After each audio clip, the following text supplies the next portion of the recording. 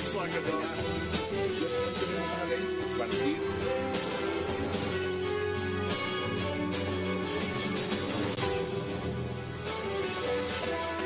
Bienvenidos a 360 grados, una visión global de la noticia, un espacio para debatir sobre todo lo que sucede en Colombia y en el mundo.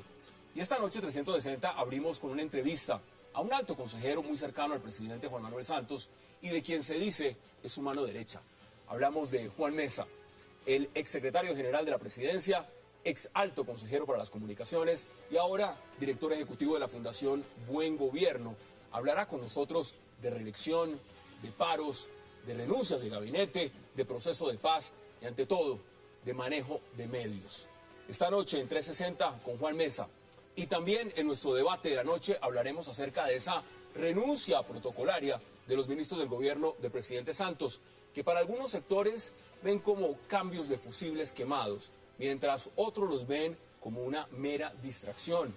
La renuncia protocolaria de los 16 jefes de cartera va acompañada además de los altos consejeros. ¿Quién debe irse? ¿Quién debe quedarse en esta administración Santos? ¿Y qué tanto hay en realidad de crisis ministerial? Tema de debate esta noche en 360 y no se muevan, que ya en segundos le damos la bienvenida a Juan Mesa. Flex like a dog.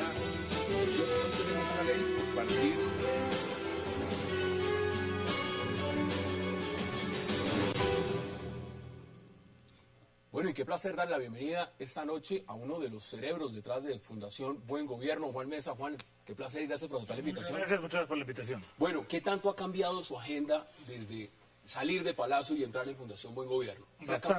Bastante. Bastante es... Mucho. Pues digamos que todavía tengo un ritmo intenso de trabajo, pero en unas cosas bastante diferentes. Estamos montando la fundación.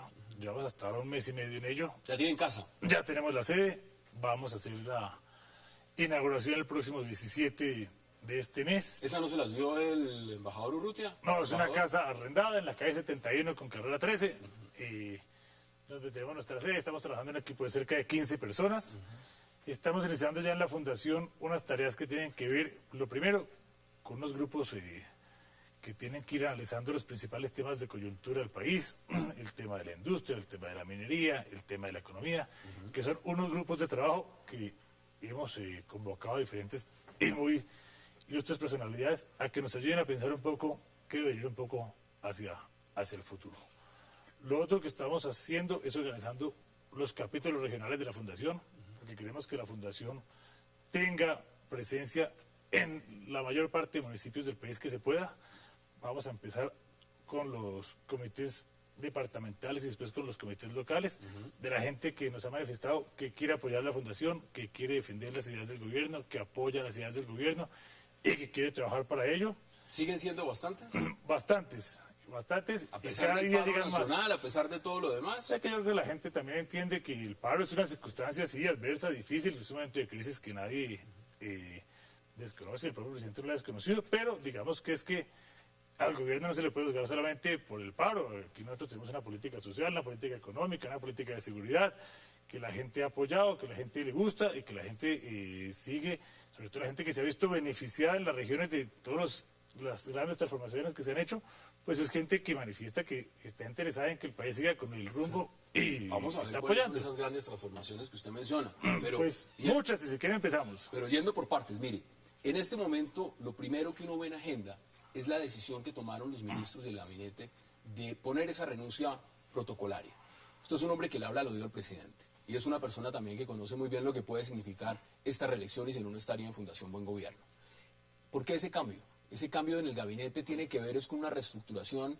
Es que, digamos, aquí lo que yo entiendo que yo ya no hago parte del gabinete, es una decisión que los ministros del despacho dicen, aquí estamos pasando por un momento difícil, hay una coyuntura que nadie desconoce, que es los paros, que obviamente nadie desconoce que ha golpeado al gobierno, y en un acto que me parece de lealtad con el presidente, ellos le dicen presidente, y es un momento difícil, quedan cerca de 10 meses para la culminación de su mandato, nosotros queremos poner a disposición suya nuestros cargos para que usted haga los ajustes que requiera hacer, y me parece que aquí le metieron un ingrediente que no va a pasar nunca, que la propia gente del Palacio de Nariño dice, presidente, nosotros creemos mucho en usted, siéntase en libertad de hacer la estructuración que quiera, y el presidente determinará en dónde hace ajustes, en dónde no los hace, pero yo no creo que, digamos, y yo creo que sí habrá cambios, obviamente que cambios habrá, no sé ni cuántos, ni en qué carteras, pero cambios va a haber. ¿No sabe usted realmente qué ministerios van a Y salir? si lo supiera, pues no sería la propiedad de hacerlo en este programa, pero entonces,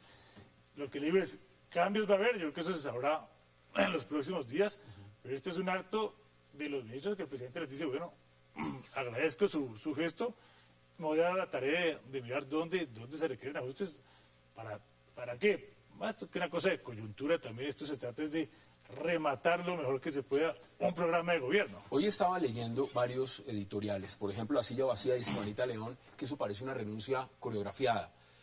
Veía lo que estaba diciendo también Navarro Wolf y dice que esto es incertidumbre, que esto realmente no pareciera un acto como usted lo plantea, de decir, presidente, venga y le ponemos el cargo por una crisis, sino realmente aquí hay algo más y es una distracción.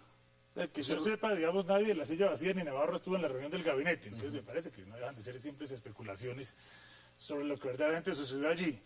La información que yo conozco es que sí, desde el jueves en la noche, en el Consejo de Ministros, algunos ministros empezaron a plantear esa posibilidad de decir, hay que dejar al presidente en libertad de esto, y los hechos nos dirán quién tiene la razón. ¿Qué ministros ve usted flaqueando? Porque No, realmente pues tiene que haber alguno que usted me diga, mire, este ministerio me parece a mí que no está Pero funcionando. mire, yo, digamos que, entiéndame que yo estoy recién retirado del gobierno, son todos mis compañeros de equipo de gobierno. Mal haría yo en entrar aquí a calificar y descalificar ministros. Yo creo que hay gente muy competente, todo el mundo tiene una gran capacidad de trabajo, de compromiso y lealtad con el presidente, pero no soy yo la persona para ponerme a meter al gobierno aquí a calificar a los que eran mis compañeros. Pero crean, y si se sugiere no lo haría, público. Bueno, hablemos entonces de lo que ha significado en lo que usted nos dice este remesón ministerial. El paro juega mucho. En la medida del paro, ¿cómo cree que manejó el gobierno el paro? Y no solamente en la estrategia de decisiones, sino también en el tema de comunicación. Yo qué creo, digamos, este paro venía anunciado desde hace rato. Yo creo que se lograron acuerdos con muchos sectores, porque lo que tengo informado, digamos, hay unos, digamos, subsectores del sector agrario con los que el Ministerio de Agricultura en su momento logró acuerdos importantes y que de hecho no estuvieron en el paro. Obviamente no con todos se llegó a un acuerdo, se pasó lo que pasó. El gobierno siempre ha tenido como la misma línea y siempre estuvo abierto al diálogo. Primero que no existía. No, yo creo que, digamos, a ver, esa fue una frase que, digamos, que sí pudo sonar mal, pero que no tenía el sentido del presidente, que el presidente de desconocerse, que el presidente lo que dijo es, el paro no está ni en todos los sectores de la economía, ni está en los 32 departamentos del país, pero fue mal recogida, y él mismo lo dijo. Él dijo que dio un papayazo. Dijo, no me hice entender bien, pues, estoy seguro que no era la intención de él decir, no está el paro, porque el presidente, digamos, por algo es presidente, no. Pero desde Palacio fueron varios los comentarios en ese sentido. Lo que él dijo es, dijo, hombre, siempre hubo actitud de diálogo con los campesinos y siempre la ha habido, respeto a la protesta, siempre garantizarles el derecho a la protesta, nunca reprimir la protesta. Y el propio presidente, usted vio, él estuvo en Tunja, estuvo en Ipiales, estuvo con la gente de FECODE. Antes del paro, sin que se vea, también se reunió con muchos otros sectores con los que se pudo avanzar en acuerdos. Allá estuvo entonces, ¿a qué voy? Estuvo el ministro Carrillo, estuvieron absolutamente todos. La gran pregunta es... El gobierno, por eso le digo, eso habla bien de la actitud democrática del gobierno, que fue allá a atender una situación con los ministros, con los máximos representantes que había. No se lograron acuerdos, sí, lamentablemente que no se ha avanzado. Ahora se está avanzando. Bueno, que de pronto fue necesaria la presencia del presidente, puede que sí, pero digamos que lo que sí usted lo está mismo diciendo, los más altos funcionarios del Estado fueron a frentear los problemas que existían en estas zonas del paro, a iniciar las conversaciones. Una buena labor. Mire, usted ya me lo ha dicho. Lucho no estaba en el comité negociador. Ahí pero está en una alta consejería del diálogo social. Hubo diferentes ministros en las diferentes cosas, pero pues yo le digo, no todos los, digamos, no, el hecho de que no se pueda pedir llegar a una solución certera, yo no creo que sea para entonces ya ponen la picota pública a un funcionario que yo conozco que logró también trabajar en los sectores donde sí se logró desactivar unas partes del paro. ¿Usted cree que se ha manejado bien? No, yo creo que estos paros de pronto en alguna cosa si hubieran podido llegar a anticipar las negociaciones, se hubieran podido evitar. No lo sé, porque yo tampoco conozco bien a la contraparte. Yo conozco la actitud del gobierno, pero que tampoco conozco cómo está jugando sus cartas la contraparte, hasta dónde querían llegar. Porque si digamos que si van a decir es que el paro no, porque si dicen que el paro no se acaba hasta que no se acaba el TLC en Estados Unidos, pues... No, pero no solamente la temática, no es el TLC, es la postura, por ejemplo, que dice el ministro de Defensa, dice, esto es una infiltración, esto se infiltrado por las FARC, o el presidente dice, esto es marcha patriótica, o es el senador Robledo. Y ahí el presidente lo que ha dicho es, en las marchas del jueves hubo un sector que infiltró las marchas, nunca ha dicho que el paro esté detrás de la FARC, que nunca ha generalizado, porque he dicho, las pretensiones de los campesinos las respeto, si no, no hubiera ido a dialogar. Pero si lo ha dicho el propio Germán Vargas Lleras desde Fundación Buen Gobierno. Hay sectores que están pretendiendo utilizar este paro para fines de... Ahora si usted ve, todo el mundo resultó defensor de los campesinos. Personas que estuvieron en gobiernos anteriores, que fueron ministros, personas del Congreso, ahora todo el mundo decidió que es la hora de los campesinos. Los TLC como si nadie nunca los hubiera visto, como si eso nunca nadie los hubiera firmado, como si nadie nunca los hubiera negociado. ¿Se refiere a la causa de todo el mundo? ¿Se refiere específicamente usted, por ejemplo, al expresidente Uribe? Y ahora todo el mundo también, que es una cosa que yo creo que sí pretende hacer entonces política con los campesinos, que sí me parece que es una cosa que se debe rechazar. Los campesinos tienen una causa, hay que respetárselas, pero no intentar de esta coyuntura sacar dividendos políticos. ¿El senador Robledo está haciendo política con los campesinos, por ejemplo? Obvio, pues están todos, es obvio. El senador Robledo es un hombre que ha atacado a los TLC toda su vida. Pero es que, digamos, es que no solo hablo, no estoy hablando de Robledo. No, yo le pregunto por Robledo. Se han manifestado toda suerte de sectores que ahora han brincado a hablar contra los TLCs, que han brincado a decir que hay que salvar el campo. ¿Dónde estaban antes? Yo quisiera saber dónde estaban antes. ¿Se refiere al Centro Democrático, entonces? Por ejemplo. Por ejemplo. A ver, uno de los temas fundamentales... Ellos tuvieron en su momento también de trabajar por la defensa del sector agrícola, pero ahora pretender, en el momento en que el país se encuentra en una situación política complicada, hacer de eso politiquería me parece que no es lo que más le conviene al país. En esa misma línea, si uno ve y analiza, las primeras renuncias que han pedido son las del ministro de Agricultura. Usted dice que evidentemente hay unos malos manejos de administraciones anteriores y ahora están haciendo politiquería con el tema de los paros.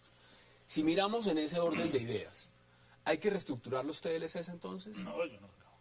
¿Hay que dejarlos como están? No, yo creo que eso, digamos, hay que mirar el impacto que tengan. Si se necesitan unas medidas como sucede en todos los países, pues se pueden estudiar medidas de apoyo al campo, que yo sí creo que hacen falta más medidas de apoyo al campo. Obvio que hoy en una crisis, sí, que necesita más recursos y darle más atención. Sí, eso sí lo creo. Eso no quiere decir que haya que echar para atrás los TLC. No creo Antes de que vayamos a la pausa, el... ¿usted cree que esto le ha afectado a la reelección? Porque quiero que en este siguiente bloque hablamos del tema de la reelección. Yo hablemos de la reelección cuando haya una decisión del presidente en noviembre. Yo creo que claro, que en este momento ha afectado al gobierno, pues obvio. Pero usted en Fundación Buen Gobierno, Germán Vargas Lleras, no están trabajando en la reelección. Nosotros estamos claritos en decir, trabajamos por la defensa de un gobierno y la defensa de unas ideas de cara a las próximas elecciones. Nosotros no tenemos candidatos, no tenemos listas y en eso es en lo que estamos. Bueno, vamos a ver si eso es así o no. Vamos a la pausa y ya regresamos para seguir hablando con Juan Mesa. Por supuesto, un tema fundamental de lo que está en la agenda en Colombia tiene que ver con la reelección del presidente Juan Manuel Santos, si es candidato o no. Ya volvemos.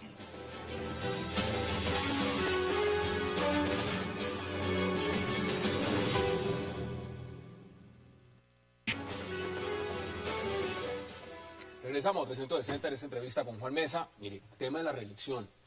Evidentemente, en Fundación Buen Gobierno usted me dice, mire, el presidente no se ha definido.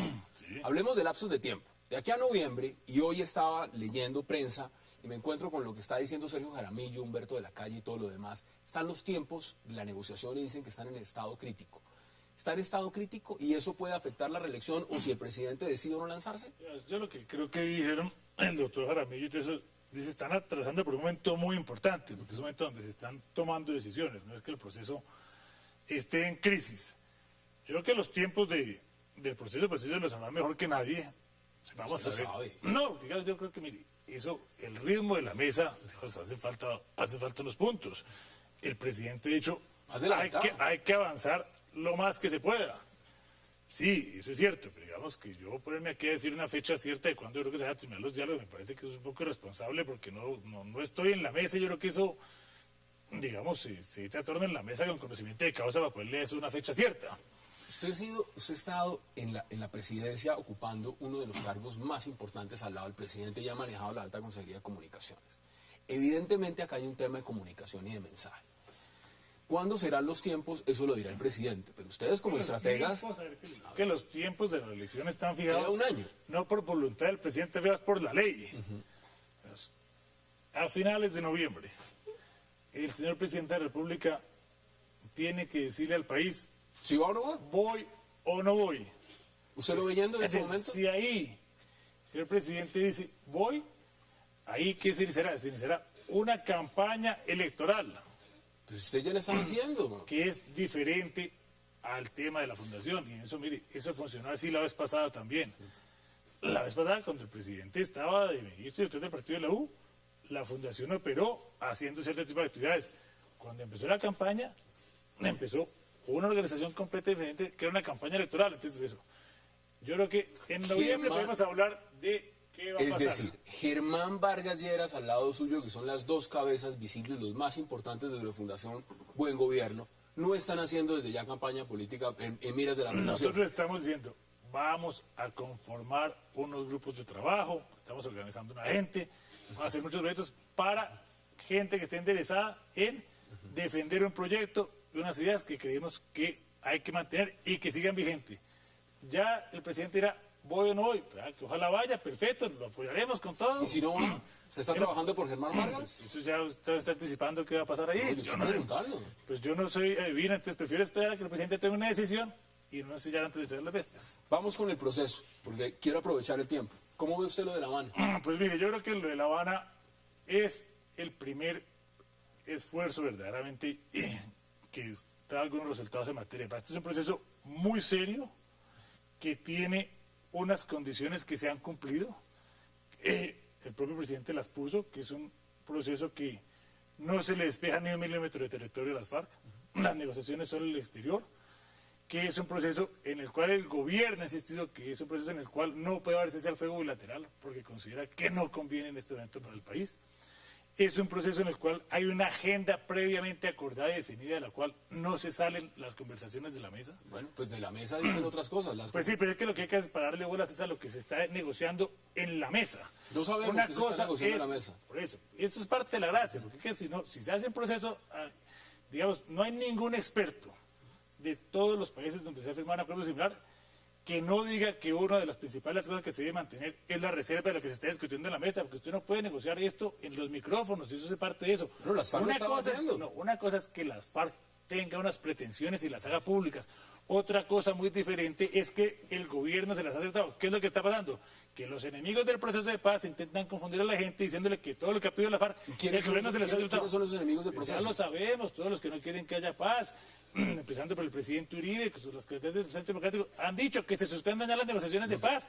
Lo dijeron el jueves pasado. Lo que están diciendo es que quieren una paz sin impunidad. No, perdón, el jueves lo dijeron en los comunicados, que se suspendan las negociaciones de paz. Están en todos sus derechos, es completamente respetable y es preferible que esto se destape de quienes quieren que haya proceso de paz y quienes no. Pues es la democracia, nadie está dicho que tengan que estar de acuerdo. En este momento, cuando las FARC han dicho, y uno de los temas puntuales ha sido lo del referendo, y evidentemente hubo una suspensión, una pausa temporal de 2 días. Que 3 días. Me levanto de la mesa momentáneamente. No, que se levante, bueno, hago un cese. El presidente dice, mando llamar los negociadores, luego se devuelven. En ese momento, ¿qué pensaron ustedes? Desde Fundación Buen Gobierno. El presidente tenía muy claro, yo sé que el presidente tenía muy claro qué pasaba ahí. El presidente tiene muy claro, el presidente tiene unas líneas rojas muy claramente definidas. ¿Cuál es el de hasta dónde va en el proceso? No, es que entiendan que esto, hacer público todo el proceso no le conviene al país. A mí me parece que aquí hay, perdón, aquí hay, sí, yo sé, las hay. Aquí hay un esfuerzo muy importante y el país puede tener una seguridad que el presidente ha dado, y es que cualquier cosa que se negocie en la mesa, los colombianos lo van a refrendar. Entonces, dejemos un poco avanzar la mesa de negociación. Si el país no está de acuerdo con lo que se negocie, pues no va a ir y punto. Qué mayor tranquilidad que va a ser la gente del pueblo colombiano que va a decir Pero, sí a ver, o no. frente a lo que ha pasado, es que las FARC han dicho lo siguiente: nosotros queremos una constituyente. El gobierno ha Les dicho dijo que no. Exacto, el gobierno ha dicho que no. Pero al mismo tiempo el gobierno ha hablado de un referendo sin consultarle a las FARC, y las FARC No. dicen, yo quería que me consultaran. ¿Debieron consultarles el entonces? gobierno lo que dijo es, mirando los tiempos, voy a tomar una medida de prevención, porque si hay que consultarle a la gente, no podemos esperar a que culmine el proceso para después empezar los trámites para consultarle. Entonces, se habló con los partidos políticos que hacen parte de la Unidad Nacional, la gente estuvo de acuerdo, hoy fue la audiencia, se está tramitando un proyecto de ley para hacer un referendo, que eso que es, sí es un poco para ir preparándose, para si el proceso resulta, poderle consultar a la gente en marzo, si está de acuerdo o no con el proceso. Es una medida preventiva, pero... Frente a los críticos del proceso, para que avancemos en otro tema, que dicen claramente que aquí puede haber un gran marco de impunidad, ¿qué dice usted? Pues, hombre, es que, por eso le digo, es un punto que ni siquiera se ha empezado a discutir en la mesa. Obviamente que tienen todo su derecho a invertir eso. Lo que sí no pueden es desinformar y decir que el gobierno ya negoció una impunidad completa y nada. El gobierno tiene, perdón, esto se ha hecho de la manera más seria del mundo. Y Es que son las FARC que están diciendo que no quieren y cárcel. todos los críticos lo reconocen. Y por eso se hizo el marco jurídico para la paz. Y la Corte Constitucional acaba de decretar la asequibilidad. Y de eso que está en las normas, el gobierno no se va a salir.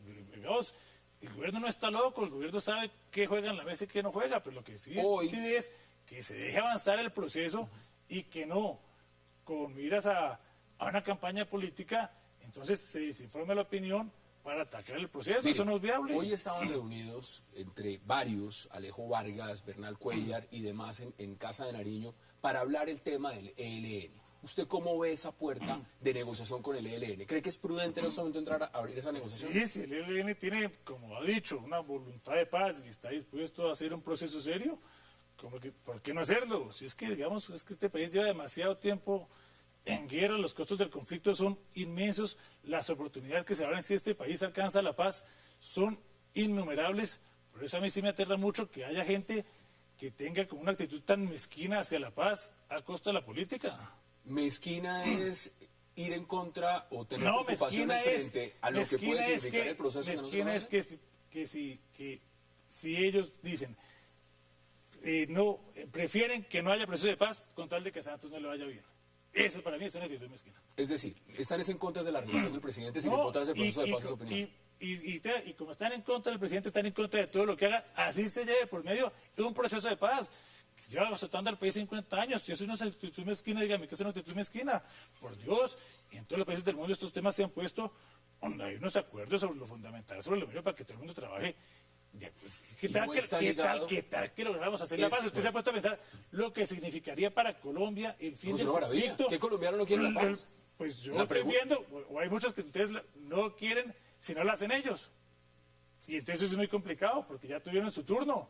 Entonces dejen al presidente su turno de hacer la paz, que está haciendo un proceso que el mundo entero reconoce como una experiencia seria. Esta paz que se ha buscado, además ya ha recibido el reconocimiento de algunos países de comunidad internacional. ¿Esta paz usted la ve viable en este primer periodo presidencial del presidente Juan Manuel Santos? Los temas los pondrá a la mesa, y usted lo ha dicho. Parte de lo que más llama la atención a los observadores internacionales es que haya unos sectores tan radicalmente opuestos a un proceso de paz en Colombia. No se explican cómo haya sectores que estén en esta actitud frente a una oportunidad, y de pronto quizá la última que tiene Colombia, de llegar a una oportunidad de un acuerdo negociado para el frente de conflicto. Otro tema que quiero abordar, y nos queda menos de 2 minutos y quiero que lo abordemos, es el siguiente. ¿Cuál es la influencia? Usted también trabajó con el gobierno Samper y tuvo mucha cercanía con ese gobierno. Sí. ¿Cuál es la influencia del gobierno Samper en este gobierno? El gobierno Samper ninguna.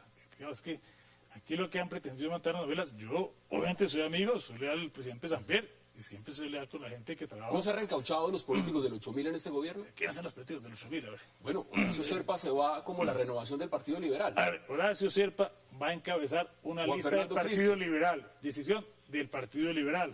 Y yo... Partido de la pues, Unidad Nacional. Perfecto, bienvenido, perfecto, sí. Yo Juan Fernando Cristo no tuvo nada que ver con el 8000, no le conozco ningún proceso, ni ninguna condena, ni nada, no le conozco ninguna cosa.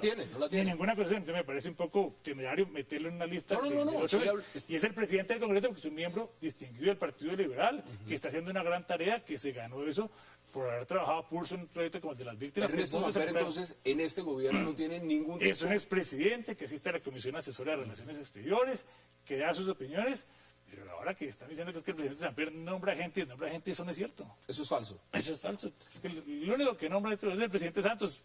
Lo demás es no conocerlo. Y finalmente, ¿cómo ve el tema de la decisión que va a tomar el gobierno? Porque hoy Daniel Ortega desde Nicaragua estaba hablando de unos acuerdos con el gobierno del presidente Santos para mirar el tema del litigio y cómo podrían hacer acuerdos. ¿Cómo ve usted esa posición? ¿Usted cree que el gobierno colombiano se ha demorado en tomar la iniciativa en ese sentido? Creo que estamos muy próximos a que el presidente haga un pronunciamiento sobre eso y prefiero que él sea quien diga qué es lo que va a pasar.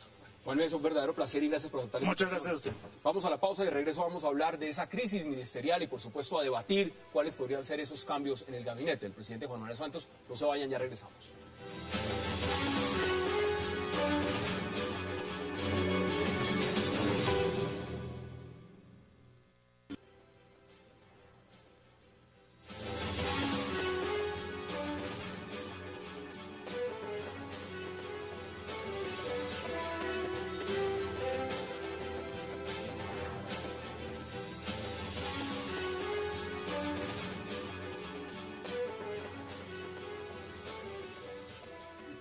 Regresamos a 360 y ahora vamos a hablar, por supuesto, de lo que significa esta renuncia protocolaria de los ministros.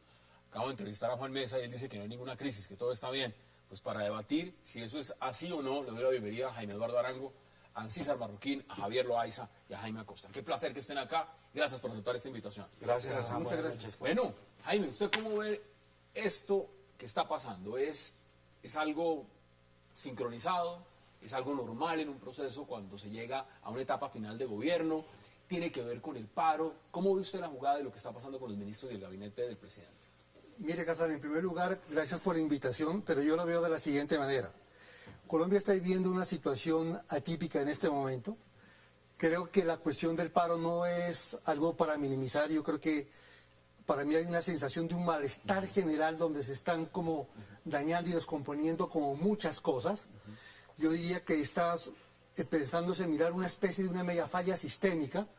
Tampoco hay que ser alarmistas de que esto es una gran catástrofe, pero tampoco hay que decir que esto no es mayor cosa. Entonces, tenemos un problema de malestar general, expresado sobre todo con el paro campesino. Hay un problema también de la paz. Para mí lo de la paz es el proceso más importante de Colombia en los últimos 55 años, y está el tema de la reelección. Entonces, yo creo que cualquier crisis ministerial en este momento habría que conjugarla en el contexto de esos tres grandes eventos. Y no puede estar lo de la reelección por delante, sino yo creo que a partir del manejo de la crisis actual y del proceso de paz. Jaime Eduardo, bienvenido. ¿Usted cómo lo ve? Vuelvo y digo, aquí estaban diciendo que no hay crisis. ¿Hay crisis? ¿Esto es normal? ¿Cómo lo percibe? Lo primero que llama la atención, uno revisando redes sociales y conversando con las personas, es que esto no es absolutamente indiferente a todo el mundo. Es decir, no es que el país esté en shock porque va a haber una especie de revolcón ministerial que va a alterar por completo la política. Eso como que nos interesa a los opinadores. Esa sería la primera observación. ¿El ciudadano a pie no le interesa? Pero para nada, en lo absoluto. Es más, ni siquiera sabe quiénes son los ministros porque esto es un gabinete invisible, que nadie sabe de qué se compone ni qué han hecho. Lo único que tiene de grave, y que yo diría que es casi que el fin del fin, es que cada gabinete que nombra el presidente Santos, cada uno es peor que el anterior. Y dentro de esa lógica podemos esperar que este sea un gabinete definitivamente muy malo con el que va a cerrar el gobierno. César, bienvenido. ¿Usted lo ve igual o lo ve distinto? Un saludo para los televidentes. Pienso que es un nuevo aire que necesita el gobierno. Para nadie es un secreto que estos paros han desgastado la imagen del gobierno y por supuesto la imagen del presidente. Y ha dejado como unos sinsabores y ha evidenciado una falta de criterio en algunos ministros a la hora de enfrentar este tipo de eventos y a la hora de acercarse a los ciudadanos y a la hora de ofrecerles soluciones al país. Entonces, al portas ya, como estamos a 2 meses larguitos del anuncio del presidente sobre su reelección, necesita un nuevo aire. Tiene que hacer los cambios, Porque está, mire, hay una frase del mismo presidente que dice en algún momento, oiga, es que yo no sabía que no les habían cumplido lo acordado a esas organizaciones. Sí, yo que no había Eso, sabido. eso parece el colmo de un ministro que se comprometa con unas organizaciones, que no les cumpla y además no le informe al presidente. Vamos a debatirlo. Javier, bienvenido. ¿Cómo lo ve usted? ¿Cómo lo analiza? Pues yo creo que el presidente lo escribió la semana pasada, él lo dijo, hay una tormenta. Lo que él dijo es que la tormenta está pasando, yo creo que la tormenta no está pasando, yo creo que la tormenta está empezando. Y creo que como en muchas cosas, así, no solo los ministros no le informan, sino que es que el presidente no se da cuenta. El presidente no se ha dado cuenta de muchas cosas, el presidente no se ha dado cuenta que este país ha cambiado y está cambiando de una manera dramática. Este gobierno no se ha dado cuenta que hay más de 14 millones de jóvenes entre los 20 y los 35 años a los cuales el gobierno y la política convencional no les dice mayor cosa y no les responde y no les atiende las expectativas y las necesidades y las urgencias. Es un gobierno que no se ha dado cuenta y que trata a la guerrilla de hoy como si fuera la guerrilla de hace 16 o 20 años que estaba en condiciones de poner en jaque al Estado y que hoy está bastante menguada. Y que la ha puesto a nivel como si estuviera hace 10 años. Es decir, hay unos problemas muy graves. Yo creo que el problema general no es ni siquiera de gabinete. Yo comparto contigo que cada gabinete es peor, pero es porque el timonel del barco cada día está más Acá hay perdido. un tema. Esto no se sabe, el Acá hay propio un tema. presidente no sabe para dónde va. Empezó todo esto por un tema que empieza en el sentido agrario, en el campo, los campesinos. Y esto evidentemente toca a un ministro de Agricultura. Quiero que empecemos a ver esas caras y esos nombres. Jaime Eduardo dice que la mayoría de colombianos ni siquiera sabe quiénes son los ministros. Pues empecemos a verlos. El ministro, digamos, ahí tenemos a la ministra de Cultura, vamos a ver al ministro de Agricultura, si lo tenemos en pantalla. ¿Por qué? Porque Francisco Estupiñán ha tenido que afrontar el paro. Pero antes de Francisco Estupiñán estaba Juan Camilo Restrepo. Y salió con una crisis cafetera. Y salió porque muchos sectores pidieron de alguna forma que hubiera un cambio en ese ministerio. ¿Ustedes cómo ven este ministerio? El tema de la agricultura, Jaime Eduardo. No, pues es que es el ministerio que ha presentado durante toda la administración, durante todo el gobierno, el peor desempeño, hasta el punto de llegar a la crisis que se precipitó y que se manifestó en el paro. Cafeteros, cacaoteros, Cacaoteros. arroceros, todos los sectores. La clase media, lecheros. la clase media rural está quebrada. Y lo manifestaron claramente en la calle y lo manifestaron claramente a través de sí mismos porque las agremiaciones que se supone que deberían representarnos no lo representan, que es lo otro más grave. Entre los gremios y los ministros no fueron capaces de conjurar el paro porque ninguno representa a nadie. Pero si es que leí justamente una columna y lo que estaban diciendo en manera de burla es que el único campo que conocen estos ministros es el campo de golf. Ahora, Jaime, ¿cómo ve usted el tema del Ministerio de Agricultura? Por supuesto, lo que ha significado para este gobierno. Mire, Kazán, yo creo que el problema del sector agrícola es un problema estructural. Yo no diría que de los últimos 23 años, yo creo que es una saga que viene de tiempo atrás y que en parte explica todo el conflicto y la confrontación que ha tenido Colombia. Entonces, lo que creo es que no ha habido una política de desarrollo para el campo, pero también ha habido otra falta de políticas de desarrollo de largo plazo. Y creo que en parte coincidimos, algo está haciendo agua y un agua muy grande, y es que es un país que creció. Es un país que está pidiendo pista porque quiere un tipo de gobierno, quiere un tipo de desarrollo, quiere un tipo de políticas distintas a las que siempre ha tenido. Ya no es un país que se conforma con cualquier cosa, sino que es un país que quiere desarrollo, quiere calidad de vida, quiere tener un horizonte, quiere tener oportunidad. Y esto le hubiera pasado a Santos, lo que le pasó a Santos, a cualquier otro presidente de Colombia, porque yo creo que todos los presidentes de Colombia que hemos tenido en los últimos años han pensado que este país es la misma finca o la misma hacienda. Y han manejado el mismo modelo. El mismo modelo. Entonces, yo creo que hay un tema en el sector agrícola. Inclusive, un ministro de la TAE, Juan Camilo Restrepo, u otro parecido, también estuviera en este momento en una situación supremamente difícil.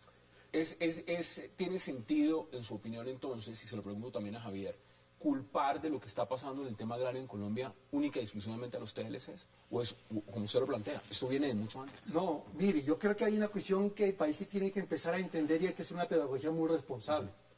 Los TLCs son un instrumento de una política de comercio y de una política de desarrollo de un país. Y básicamente tiene que ver con una política que es la de desarrollo productivo de innovación o lo que en una época se llamaba política industrial.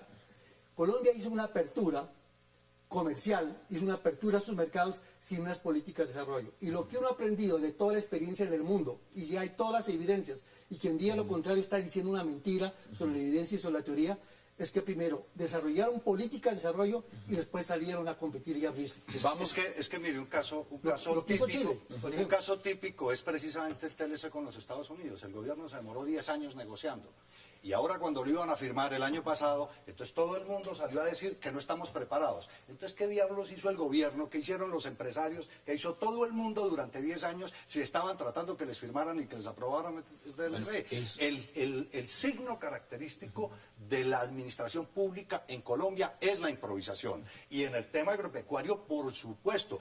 El propio presidente Santos salió hace 2 meses a decir que qué maravilla que la UNESCO dijo que Colombia era una potencia alimentaria en el país, pero no hay nada que se desarrolle en ese Tengo que ir a sentido, una pausa. como el tema del Tengo que ir a una acuerdo del pausa. Pacífico. Tengo que ir a una pausa. Aquí son solo Porque discursos. quiero que veamos más ministros y que analicemos punto por punto. Vamos a la pausa en 360 y ya regresamos.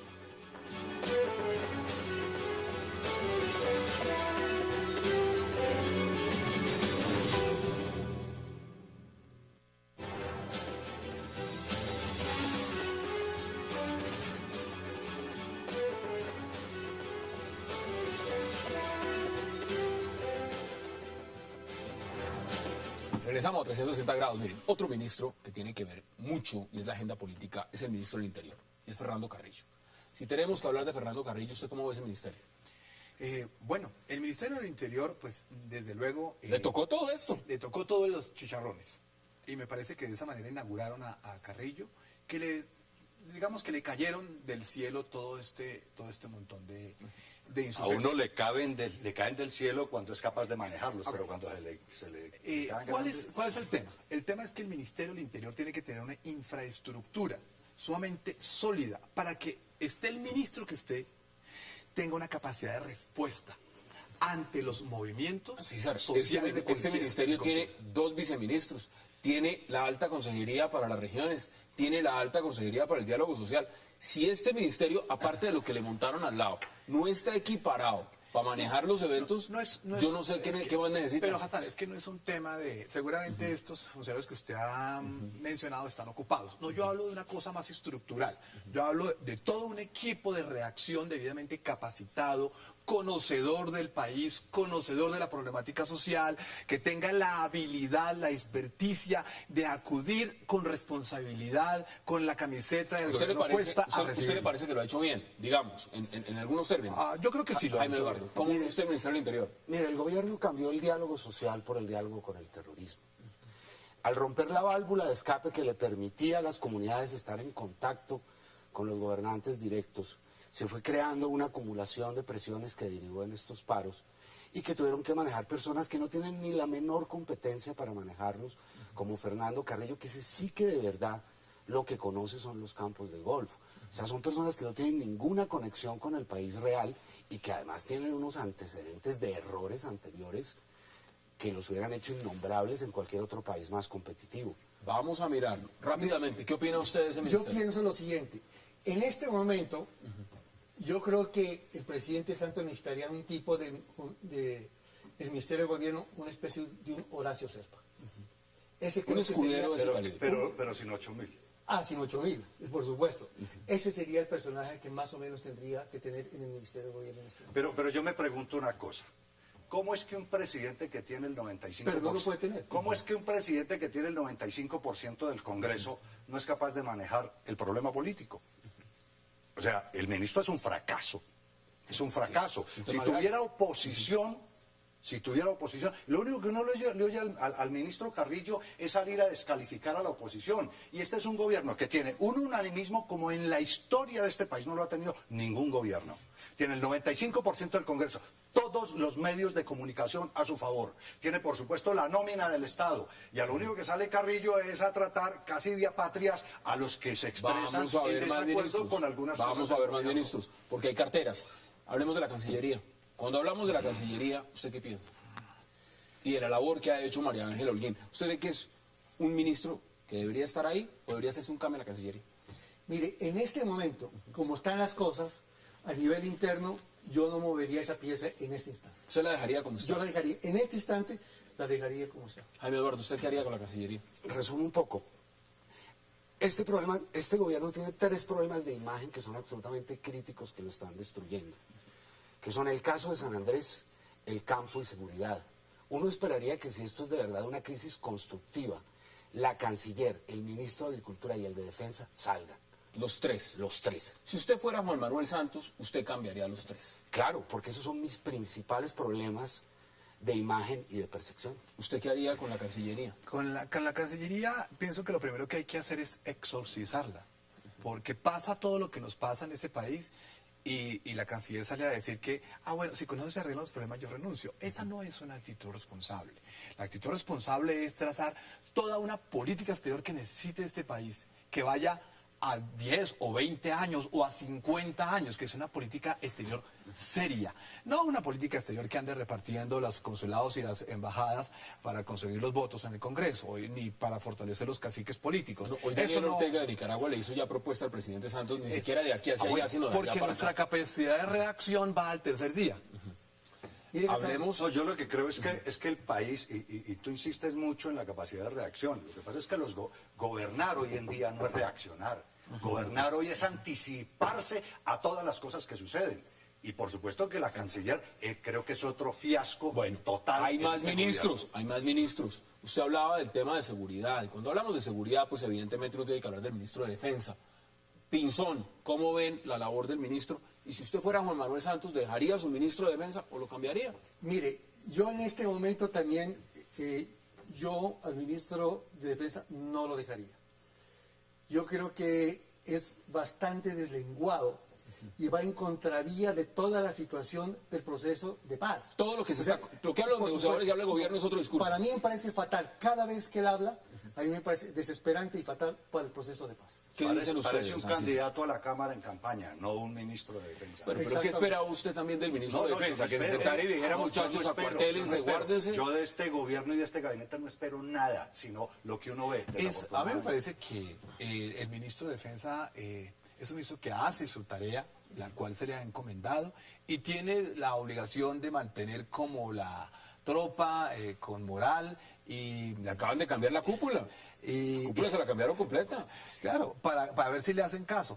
Pero además de eso es porque él hace y dice lo que tiene que decir, independientemente si va en contravía. Pero Jaime lo está diciendo, eso no va en contravía del discurso y de la agenda que justamente en La Habana y está yendo en ese discurso. No porque eso no puede ser unánime. La percepción general en el país es que la seguridad que se había conseguido se esfumó, se diluyó. Y lo único que uno escucha es un ministro que sale por... Jaime Eduardo, para que miremos también... Mira, hay un tema que no resuelve. Es que es simplemente mirar los hechos. Van 2 emboscadas en las cuales perdimos prácticamente... Van 3 emboscadas en las cuales llevamos muertos 34 hombres en cosa de un mes. Tenemos más de 140 policías heridos en los eventos del paro de los últimos días. Hubo que cambiarle la cúpula militar porque no lo respetaban. Y fuera de eso, como en este programa han venido a comentar sobre usted, el señor alteró las cifras de seguridad para crear una percepción falsa en el país. O sea, es un ministro que tiene que salir. Otro ministerio. Pero no va a salir. Bueno, eso ya me lo dirán ustedes. Mire, una cartera muy importante en cualquier país es Hacienda. Ministerio de Hacienda. Cuando hablamos de Mauricio Cárdenas, ¿usted cómo lo ve, Javier Báez? ¿Ese ministerio usted lo dejaría, señor ministro? ¿Usted lo cambiaría si fuera Juan Manuel Santos? Pues yo creo que entre todo lo malo es como lo menos malo. Yo no diría que es bueno, pero es como lo menos malo, porque por lo menos pareciera que tratara de mantener una política. Sin embargo, si uno se pone a mirar con los resultados, en el problema en que están ahora, con la venta de Isagen y demás, toda la reforma tributaria parece que es otro fiasco y parece que fue otra equivocación garrafal. Mire, yo en este momento no lo cambiaría, su hombre de confianza, como el ministro de la Economía, es un ministro orquesta. Y me parece que en este momento es un personaje estratégico. Lo que yo sí creo es que realmente lo que debe pensar el gobierno es hacia dónde debe ir, no solo para este remate de año, sino en su perspectiva de la reelección y del posconflicto y de la paz. Y entonces, ¿qué tipo de personajes tienen para qué tipo de país hay que repensar o pensar hacia el futuro? Me queda un minuto para hablar del ministro de Hacienda, Ancísar. ¿Cuáles son sus opiniones sobre ese ministerio? Todos pusieron la renuncia protocolaria. Primero que es el líder. De hecho, no en vano, él fue el que muy amablemente le solicitó a Esa es sus la propuesta. colegas que presentaran la renuncia protocolaria. Pero mire, yo pensaría que él tiene dos tareas. Uno, que son muy difíciles. Conservar la macroeconomía del país. Y dos, intentar hacer llegar por todos los lados la economía a la gente, que no está llegando en este momento, porque las locomotoras están en mantenimiento. Jaime Eduardo, deme sus conclusiones sobre Cárdenas ese es un hombre que está marcado en una tradición de hacendistas serios que ha habido en el país. Es la única ficha de confianza que queda en el gobierno de Bueno, Santos. salieron, aquí estaba Y uno se- de ellos, alto consejero, secretario Me de refiero la a presidencia, confianza Vargas Lleras. que genera confianza hacia afuera. establecimiento. Sería ¿En el un establecimiento? y hacia los inversionistas extranjeros. No sería una buena señal sacarlo. Mire, nos faltaron comunicaciones, salud, trabajo, ¿Y hay ministros cultura, en eso? medio ambiente y demás. Sobre esos nombres rápidamente, en menos de 20 segundos, ¿hay alguno de esos que usted diga, ahí no se hizo nada o usted no, a ninguno de esos le reconoce? No tengo ni idea quiénes son esos ministros. De esos ministerios, Jaime. No, yo los dejaría quietos por ahora porque yo creo que tiene que atender otros factores y analizar otros factores para poder hacer los cambios en este momento. Deme sus conclusiones en 10 Bueno, segundos. pensaría que son motivos de mover la ficha de comercio exterior para que se vaya a liderar el partido de la U y a hacer la reelección. Diría que Francisco Estupiñán, el ministro de Cultura, es ¿Sabe? justo y necesario. Diría que la ministra de Justicia, Luz Estela Correa, me parece que no ha logrado convencer a propios ni extraños, entonces es el momento de cambiarla. Y no sé si el Usted tema ya de ha cambiado Felipe medio Nava- gabinete. Fácilmente usted ha cambiado medio. Jaime Eduardo, deme en 10 segundos sus conclusiones. ¿Para qué cambio de ministro si no hay liderazgo presidencial? Pueden hacer lo que quieran. Yo lo que cambiaría La es situación no va a Yo mejorar. estoy de acuerdo contigo. Jaime Hay que Eduardo Arango, cambiar ese gracias por aceptar la presidente. invitación. César Marroquín también, Javier Loaiza y Jaime Acosta. Gracias por aceptar la invitación. A ustedes gracias por acompañarnos. Nos vemos mañana de nuevo a la misma hora para seguir debatiendo toda la agenda política de Colombia y del mundo. Es una próxima oportunidad.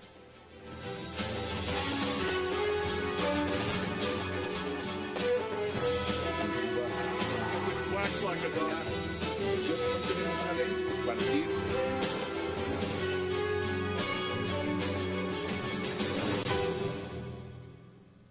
Un poco hacia el futuro. Lo otro que estamos haciendo es organizando los capítulos regionales de la Fundación, porque queremos que la Fundación tenga presencia en la mayor parte de municipios del país que se pueda. Vamos a empezar con los comités departamentales y después con los comités locales, de la gente que nos ha manifestado que quiere apoyar la Fundación, que quiere defender las ideas del gobierno, que apoya las ideas del gobierno y que quiere trabajar para ello. ¿Siguen siendo bastantes? Bastantes, A y pesar cada del día paro llegan más. nacional, a pesar de todo lo demás. O sea que yo creo que la gente también entiende que el paro es una circunstancia así adversa, difícil, es un momento de crisis que nadie desconoce, el propio presidente no lo ha desconocido, pero digamos que es que al gobierno no se le puede juzgar solamente por el paro. Aquí nosotros tenemos una política social, una política económica, una política de seguridad que la gente ha apoyado, que la gente le gusta y que la gente sigue, sobre todo la gente que se ha visto. Quacks like a duck.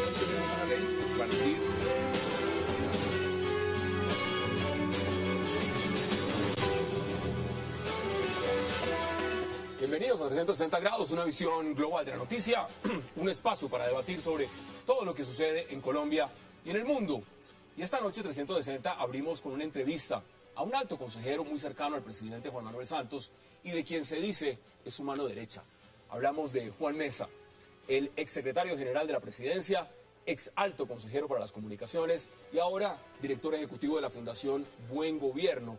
Hablará con nosotros de reelección, de paros, de renuncias de gabinete, de proceso de paz y ante todo de manejo de medios. Esta noche en 360 con Juan Mesa y también en nuestro debate de la noche hablaremos acerca de esa renuncia protocolaria de los ministros del gobierno del presidente Santos, que para algunos sectores ven como cambios de fusibles quemados, mientras otros los ven como una mera distracción. La renuncia protocolaria de los 16 jefes de cartera va acompañada además de los altos consejeros. ¿Quién debe irse? ¿Quién debe quedarse en esta administración Santos? ¿Y qué tanto hay en realidad de crisis ministerial? Tema de debate esta noche en 360 y no se muevan, que ya en segundos le damos la bienvenida a Juan Mesa. wax like a dog. Tenemos una ley compartir.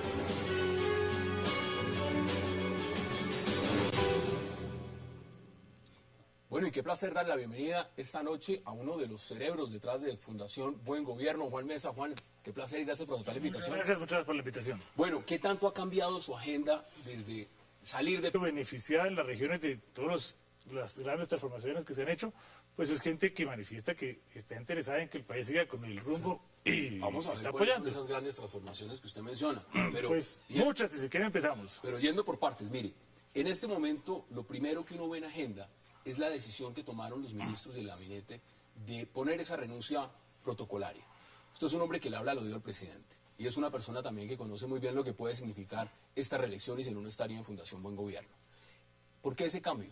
Ese cambio en el gabinete tiene que ver es con una reestructuración. Es que digamos, aquí lo que yo entiendo que yo ya no hago parte del gabinete, es una decisión que los ministros del despacho dicen, aquí estamos pasando por un momento difícil, hay una coyuntura que nadie desconoce, que es los paros, que obviamente nadie desconoce que ha golpeado al gobierno, y en un acto que me parece de lealtad con el presidente, ellos le dicen presidente, y es un momento difícil. Palacio y entrar en Fundación Buen Gobierno. ¿Se ha Bastante, cambiado? bastante. Bastante Y mucho, es- mucho. Pues digamos que todavía y tengo un ritmo intenso de trabajo, pero en unas cosas bastante diferentes. Estamos montando la fundación, llevamos hasta ahora 1 mes y medio en ello. Ya tienen casa. Ya tenemos la sede, vamos a hacer la inauguración el próximo 17 de este mes. ¿Esa no se las dio el embajador Urrutia? No, es una Embajador. casa arrendada en la calle 71 con carrera 13. Y donde tenemos nuestra sede, estamos trabajando en un equipo de cerca de 15 personas. Y estamos iniciando ya en la fundación unas tareas que tienen que ver, lo primero, con unos grupos que tienen que ir analizando los principales temas de coyuntura del país, el tema de la industria, el tema de la minería, el tema de la economía, que son unos grupos de trabajo que hemos convocado a diferentes y muy ilustres personalidades a que nos ayuden a pensar un poco qué de ello.